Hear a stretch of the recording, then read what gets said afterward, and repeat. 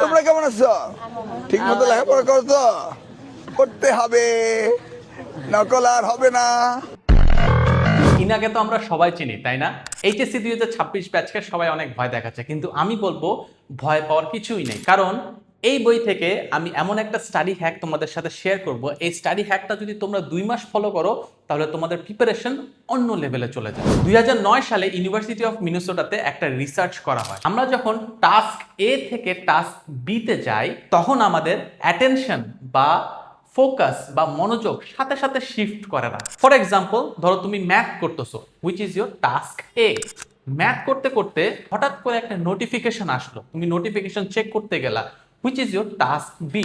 এখন notification check করা শেষে যখন তুমি আবার টাস্ক এ তে ফেরত যাবা, অর্থাৎ ম্যাথ করতে ফেরত যাবা, তখন কিন্তু তোমার অ্যাটেনশন সাথে সাথে শিফট করবে না। এই যে মনোযোগের কিছু অংশ যেটা টাস্ক বি তে রয়ে গেল, অর্থাৎ তুমি ম্যাথ করতে করতে ওই মেসেজের কথা অথবা নোটিফিকেশনের কথা চিন্তা করতেছো, এই অংশটাকে বলা হয় অ্যাটেনশন রেসিডিউ।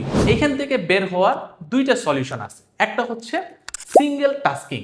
তুমি যখন পড়তে বসবা, তখন তুমি পড়তেই বসবা, পড়াশোনা বাদে অন্য কোনো কাজ করবে না, পাশে কোনো ফোন টোন অথবা অন্য কিছু থাকবে না। এবং 2 নম্বর সলিউশন হচ্ছে ডিপ ওয়ার্ক সেশন। তুমি যদি 1 ঘন্টা পড়ো, তোমাকে 1 ঘন্টা ফুল অ্যাটেনশন বা মনোযোগ দিয়েই পড়তে হবে। এই দুইটা হ্যাক তুমি যদি ফলো করতে পারো, তাহলে 2 মাসের মধ্যেই তোমার সকল সিলেবাস শেষ হয়ে যাবে এবং মিলন স্যারকে তোমার আর ভয় পাওয়া লাগবে না।